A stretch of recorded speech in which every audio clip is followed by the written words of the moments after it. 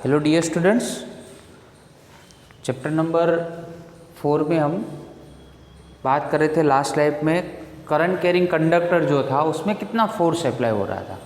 तो उसमें हमने फॉर्मूला लिखा था। लास्ट में जो फॉर्मूला प्रूव किया था वो मैं यहाँ पे लिख रहा हूँ, F is equal to I D L cross B.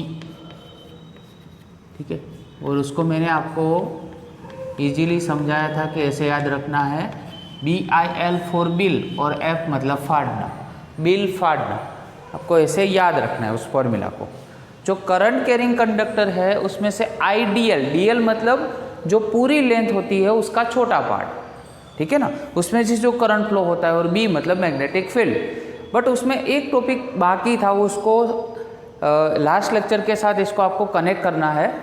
Okay, और वहाँ पे था कि मान लो कि उसमें IDL और B के बीच का एंगल वो अगर 0 है या तो 180 है तो क्या होगा। तो जैसे यहाँ पे क्रॉस सिंबल होता है, क्रॉस सिंबल निकालते हैं तो क्या होता है यहाँ पे साइन थीटा। चलो साइन 0 रखो तो भी 0 हो जाएगा, और साइन 180 रखो तो भी ये 0 हो जाएगा। दैट मीन्स वहाँ पे कोई भी फोर्स अप्लाई नहीं होगा फर्स्ट केस में। सेकंड स्पेशल केस क्या है, तो theta is equal to 90। That means IDL और B की कंडीशन किस तरह से, तो मान लो कि आपने कोई भी ये कंडक्टर रखा है, वो कंडक्टर में से करंट ऐसे फ्लो हो रहा है I जितना, और ये इसका DL जितना पार्ट है। ओके, तो ये IDL हो गया। बट इसमें जो मैग्नेटिक फील्ड है वो इस कंडक्टर के साथ क्या होना चाहिए, परपेंडिकुलर होना चाहिए। दैट मीन्स वहाँ पे एंगल कितना क्रिएट होगा, 90 का एंगल। सो दैट साइन 90 की वैल्यू 1 होगी, तो आपको मिलेगा IDL into B।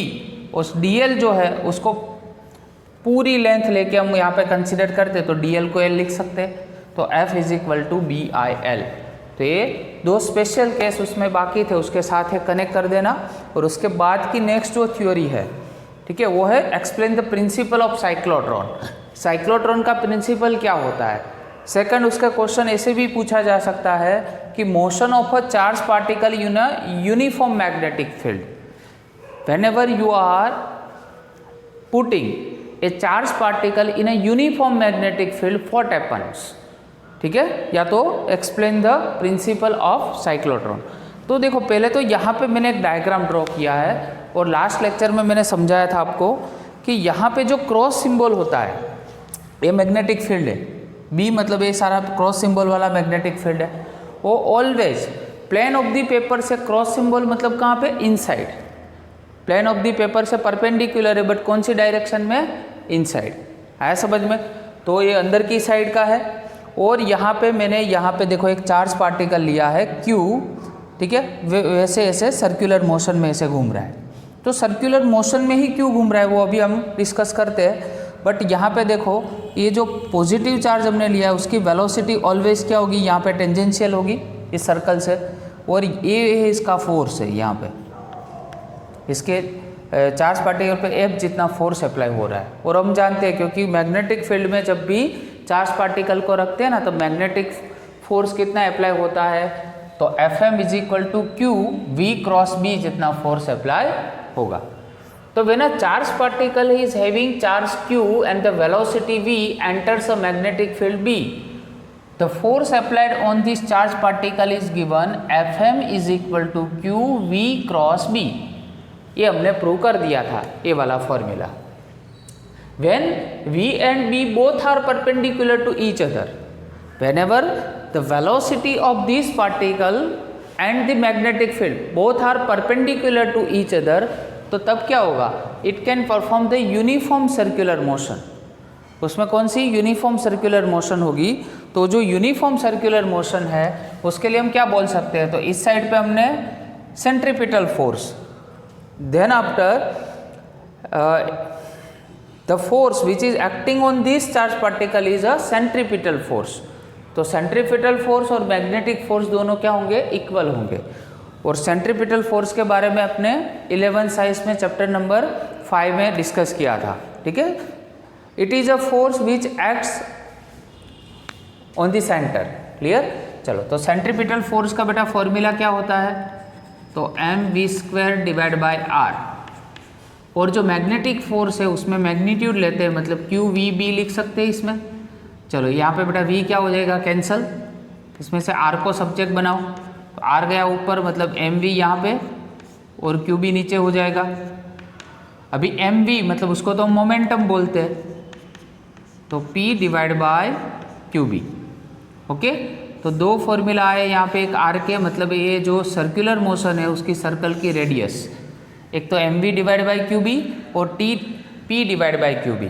So we can say that if the momentum of this charged particle will increase then the radius of this charged particle will also increase। अगर momentum increase होगी तो उसकी radius भी क्या होगी, रैपिडली इंक्रीज होगी, उसके साथ सॉरी प्रोपोर्शनली इंक्रीज होगी। आया समझ में। चलो, तो एक तो ये फॉर्मूला हमें यहाँ पे मिल गया, तो ये आर का हमारा टोटल फॉर्मूला हो गया। अभी नेक्स्ट जो आर का फॉर्मूला है उसको हमें यूज़ करना है नेक्स्ट फॉर्मूला में। तो हम जानते थे formula relation between linear velocity and angular velocity.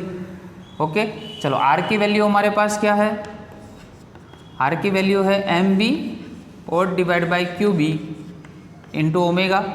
चलो v कैंसल, इसमें से ओमेगा को सब्जेक्ट बनाओ, तो QB डिवाइड बाय क्या हो जाएगा, m। एक तो ये एंगुलर फ्रीक्वेंसी मिल गई। अभी एंगुलर फ्रीक्वेंसी जो है उसको लीनियर फ्रीक्वेंसी में कन्वर्ट करें तो क्या हो जाएगा, 2 पाई न्यू लिखते थे, तो यहाँ पे हो गया 2 पाई न्यू। ओके, चलो तो ये हो गया अपने पास nu is equal to QB divide by 2 pi m। Okay,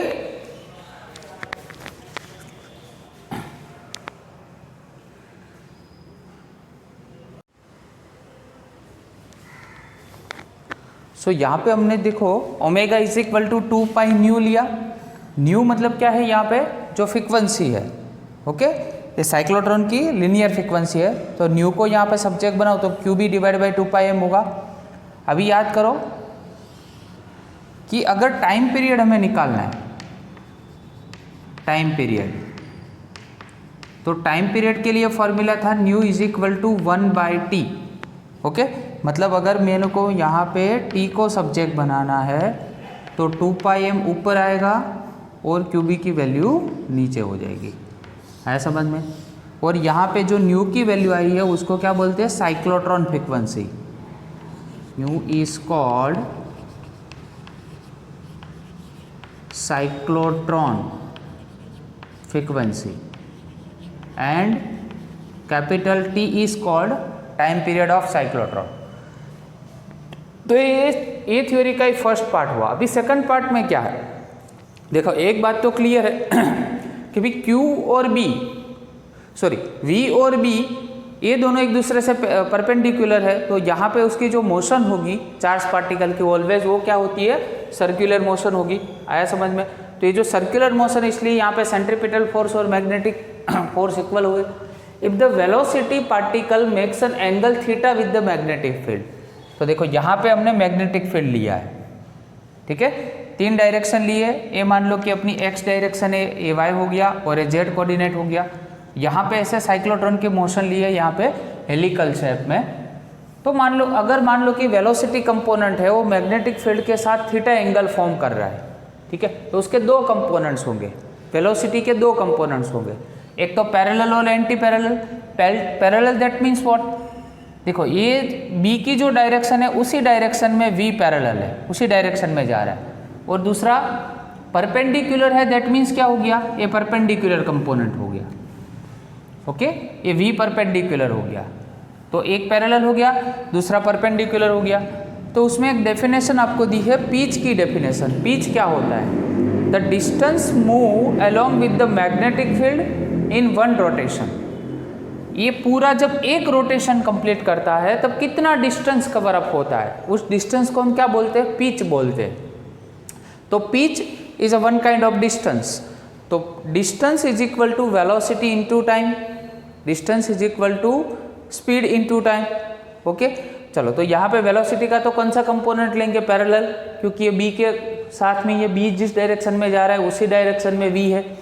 तो V parallel is equal to क्या लिखेंगे, T। चलो, तो यहाँ पे जो V पैरेलल हमने लिखा है वो यहाँ पे नेक्स्ट पोर्शन में लिखते हैं। तो V पैरेलल अभी याद करो, pitch P is equal to parallel component होता है ऑलवेज, वहाँ पे हम क्या लिखते हैं cos थीटा। अगर परपेंडिकुलर कंपोनेंट होता है तो क्या लिखते हैं हम साइन थीटा। अभी टाइम पीरियड का तो हमारे पास है वैल्यू कितना है 2 pi m into Q B, तो यहाँ पे लिख देते हैं 2 pi m divide by Q B, so that p is equal to 2 pi m v cos theta और डिवाइड बाय क्या हो जाएगा क्यू बी। यहाँ पे आपकी साइक्लोट्रॉन की थ्योरी कंप्लीट होती है, प्रिंसिपल ऑफ साइक्लोट्रॉन। क्लियर? तो देखो इसमें से बहुत सारे एमसीक्यूज पूछे जा सकते हैं। यहाँ पे तो थ्योरी अपनी कंप्लीट हो गई, अभी कुछ एमसीक्यू के बारे में डिस्कस करते हैं, किस तरह से एमसीक्यूज इसमें से निकल सकते हैं। ओके, तो देखो ये क्या है, रेडियस है। किसकी रेडियस है? तो चार्ज पार्टिकल जो यहाँ पे सर्कुलर यूनिफॉर्म सर्कुलर मोशन में ऐसे रोटेट कर रहा है उसकी रेडियस है। तो रेडियस किस पे डिपेंड होती है, ऐसा अगर पूछा जाए तो किससे डिपेंड होती है? तो रेडियस डिपेंड का मतलब हम प्रोपोर्शनल लगते हैं, एक तो किस पे, उसके मोमेंटम पे डिपेंड होती है, जैसे P is equal to M V लिखा हमने।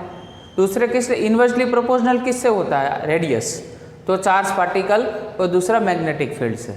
तो दैट मीन्स ये हुआ कि जैसे ही मैग्नेटिक फील्ड इंक्रीज होता है, मैग्नेटिक फील्ड को आपने इंक्रीज किया तो आर क्या होगा? डिक्रीज होगा। आर क्या होगा? डिक्रीज होगा इसमें से। वैसे ही अगर फ्रीक्वेंसी बोले, साइक्लोट्रॉन की फ्रीक्वेंसी किस पे डिपेंड होती है? तो चार्ज पार्टिकल, ठीक है, मतलब कौन सा कितना आपने चार्ज लिया है वो, और दूसरा मैग्नेटिक फील्ड के ऊपर डिपेंड होती है। आया समझ में? तो ये भी आपको इसमें से ध्यान में रखना है। क्लियर? तो ये अपना पूरा जो क्वेश्चन था, ठीक है, इसके अकॉर्डिंग यहाँ पे हमने साइक्लोट्रॉन फ्रीक्वेंसी, उसका टाइम पीरियड, पिच क्या होता है और पिच के लिए फॉर्मूला क्या होता है। इसमें पिच में से भी फॉर्मूला आ सकता है, देखो सॉरी एमसीक्यूज आ सकते हैं कि पिच कौन किसके ऊपर डिपेंड होता है। एक तो मास के ऊपर, पार्टिकल जो होता है उसका मास और उसकी वेलोसिटी के ऊपर डिपेंड होता है। यहाँ पे लिख देते हैं पिच, P जो होता है वो भी किसके ऊपर डिपेंड होता है? एम वी के ऊपर डिपेंड होता है, एम और वी के ऊपर, ठीक है। और दूसरा इन्वर्सली प्रोपोर्शनल भी होता है, किसके? तो यहाँ पे हो गया अपना चार्ज और मैग्नेटिक फील्ड से इन्वर्सली प्रोपोर्शनल होता है। तो अल्टीमेटली आपको फॉर्मूलाज आने चाहिए। अगर फॉर्मूला जाएंगे तो कोई भी क्वेश्चन इसमें से आएगा, इसमें से proportional, inversely proportional, increasing, decreasing, ये सारे क्वेश्चन इसमें से बन सकते हैं। ओके, चलो, थैंक यू वेरी मच।